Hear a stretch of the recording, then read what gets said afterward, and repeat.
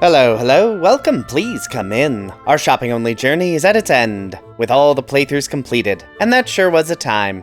So many treasure chests walked past, so many minigames skipped, so much optional content completely ignored. Which did make for surprisingly quick playthroughs, at least relative to how long some of these games can normally take, and wow, I don't know that I really knew how limited shops could be in some of these games, which I'll get into in more specifics shortly. And by shortly, I mean basically now. Listen, the series took way longer to make than I'd expected, and I don't have anything else to go over in the intro, so let's dive into the comparison, which, as is tradition, will start with the difficulty comparison. And that will start with Final Fantasy II, and not surprisingly, FF2 gets to drop directly into last place. FF2 is a very easy Final Fantasy game. It always has been, always will be, and while limiting to shopping only does limit options, it doesn't really limit them that much. You still get access to healing magic, enough offensive spell access, and the armor you need. I went with no weapons for my main damage source on Guy, but I'm not convinced this would have been that much different with just purchased weapons. What is the comparison between endgame purchased weapons and high-level fists? Interesting question. The bosses in FF2 are also mostly nothing. I chose Blizzard as my primary offensive spell because I recalled that the Adamantoise was weak to it, and that is the most memorable thing I can remember about any of the bosses in this game. It's actually kind of sad going back through. Lamia Queen dropped in 2 turns despite having Confuse. Godos existed, I guess. A few of the Gigases in Mysidia Tower were durable enough to not die basically instantly, but I'm having trouble remembering any bosses in this game. Let me just pull up a list. Yeah, no, nothing here was even slightly frightening, except the vampire encounter in the tornado. That is genuinely always a mess. It is possible the Pandemonium bosses are difficult, though I don't actually think that's the case. And then in comes the Emperor. And this fight did genuinely cause issues, which is not surprising. The Emperor has some status effects that aren't usually that scary, some magical attacks that aren't notable, and then basic physical attacks which are kind of a nightmare, because every single time he hits, he basically always kills the target, and heals him a huge amount of HP. This is a big problem when my damage is pretty bad, especially with how much health the Emperor has. On the other hand, I knew physical attacks would be a problem from the beginning and had plenty of time to get Blink leveled up.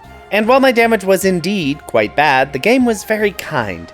Right at the end of the game, I was given the gift of a Berserk and Haste Tome. And stacking both on Guy meant my damage started to skyrocket very quickly, which is good because it needed to. So while the Emperor himself created problems, they weren't actually that bad, and nothing else in the game was even slightly challenging. Next up is going to be Final Fantasy VI, and this game is going to slide into the second slot in the difficulty comparison. FF6 had a decent amount going for it. It wasn't too bad, especially in the early game. Sabin and Edgar both have very strong unique abilities that can really carry the early game that were both still available. While they did everything they could to not be in the party, Celeste and Terra having access to magic innately was incredibly useful, with a special shout out to Runic for covering a lot of fights that would have otherwise been pretty big issues. And then the big problems start to arise right as Magicite would normally come online. Because yeah, Magicite is equipable, and therefore can't be used unless it was purchased with cold hard cash. Quick tangent, that's why FF8 was not included in this series.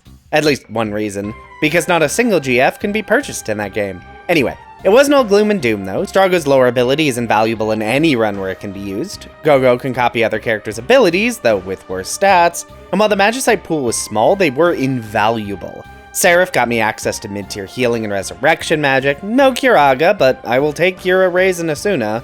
Zona Seeker gave me access to Osmos for MP restoration and an invaluable +2 magic on level up. Golem was also there, but on the topic of level up buffs, that +2 magic boost on one character was, well, that was it. Technically Golem grants +2 stamina, but stamina is not useful in FF6. And hoo boy did that lack of stat increases start to show. Every dungeon I could feel my character start to fall behind the damage curve by more and more. And by the end of the game, Kefka's tower was a mess. Celeste had a magic stat I'd expect of her, but yeah, that doesn't matter when all she has is Cura and no offensive spells. Combine that with the lack of endgame equipment and things started to really get messy. My understanding is that the Pixel Remaster port is one of the easier releases of the game, although feel free to fact check that in the comments below. And the Kefka fight was still a nightmare. Bad magic evasion, bad healing, and damage. That was not a combination of things I wanted. And then we arrive at FF7, which gets to slot directly into the top ranking in difficulty. Truth be told, 6 and 7 are very close together on the difficulty scales for very similar reasons. But ultimately, I think FF7 gets to be top slot because the difference shopping versus no shopping makes is immediately apparent. And much like FF6, that can be summed up in one word: materia. Right out the gate, materia access reshaped the entire playthrough. All materia? Huh, maybe later. Elemental materia? No. Any summons? Any other blue materia? Yeah, that's all gonna be a no.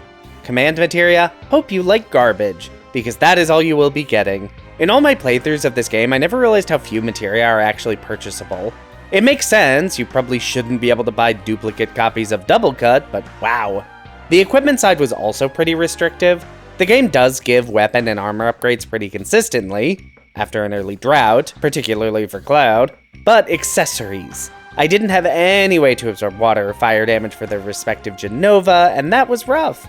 Silver lining was access to the HP and MP Plus materia. Thank you Cosmo Canyon for selling some of the only purchasable independent materia. Also, crashing a train into a destitute village to enrich myself on Ultima may not be ethical, but it was effective. And I didn't even know you could buy all materia until I was doing preliminary research, and I'm so happy about that. All materia are incredibly useful, and being able to just buy them, at an admittedly very high price, was a game changer in Disc 2.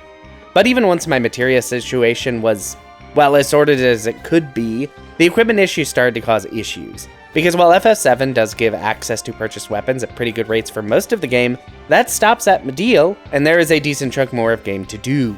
And especially the crater and the final fights were not great. Normally by endgame, basic attacks are out damaging most things pretty handily. Not here. Basic attacks were, at best, fine.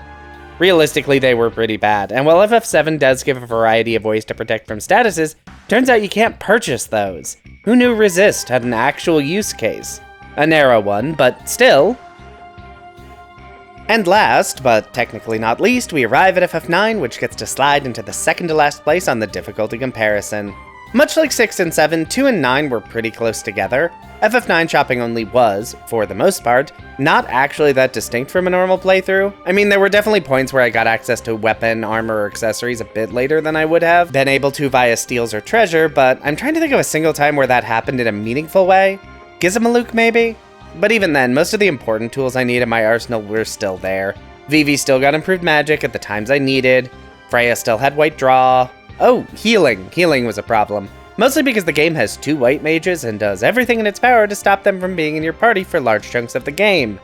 And while normally you'd be able to use high potions that drop from enemies, needing to rely on basic potions for a decent chunk of the game was not ideal.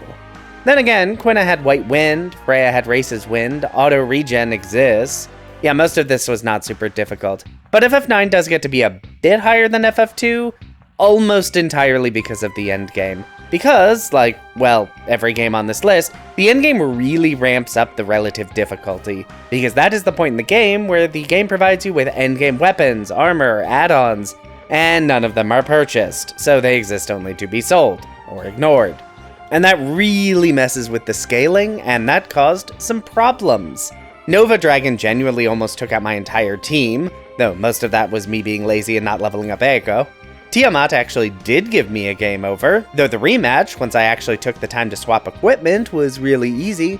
Kujo was dealing a lot more damage than I expected, he does attack a lot, and Necron was a pain in the butt, as per normal. Made even worse by my bad damage, so FF9 gets to be a bit higher than 2, but not by a ton. Relative to playtime, they are probably almost identical. And with difficulty out of the way, it's time to talk recommendations. And we start with FF2. And yeah, FF2 is going to go kind of low on the list. It's a very easy run to do, it's not particularly complex from a strategic standpoint. I kind of forget about most of the bosses in the run, but I still don't think it gets to go in last place. I think this is going to be second to last, and a lot of that difference, as I'll cover in the actual last place entry, comes down to brevity. FF2 is not a particularly long game, and when you cut out any need to do anything outside of required content, it becomes even shorter. I think my entire playthrough is under 7 hours, so pretty short. And while there was only one boss in the entire game worth thinking about, it does turn the entire game into a question of how am I going to get the tools to beat that one boss? I need dual shields to raise evasion, I need blink for also evasion. I need to prep Maria to have the MP to cast Haste and Berserk a lot of times. I need Guy to have the best possible stats for punching bad guys in the face to have the most hope of actually killing the final boss before he kills a character, resets all my buffs, and heals himself thousands of HP. All of that prep leading into the catharsis of watching that sprite dissolve is pretty nice. It's still near the bottom, but it's not bad.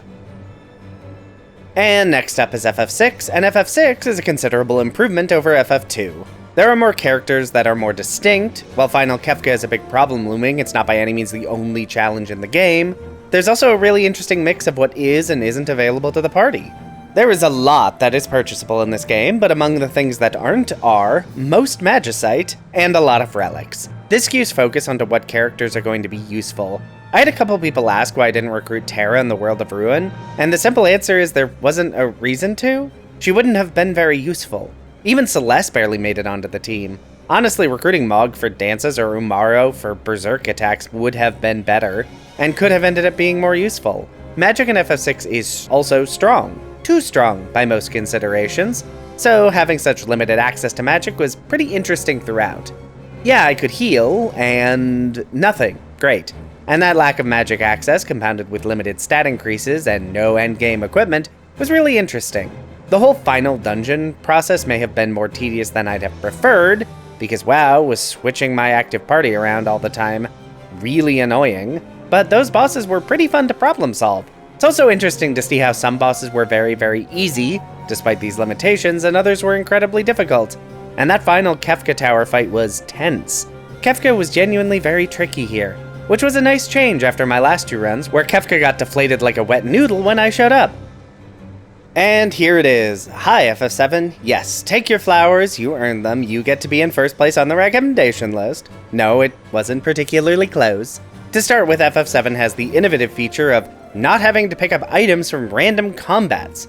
Yes, this took me 2 hours of recording to realize, no, I don't want to talk about it. But that alone made my life so much easier. No more tracking random drops. Every single time an enemy drops something, I can just leave it there to vanish into the ether.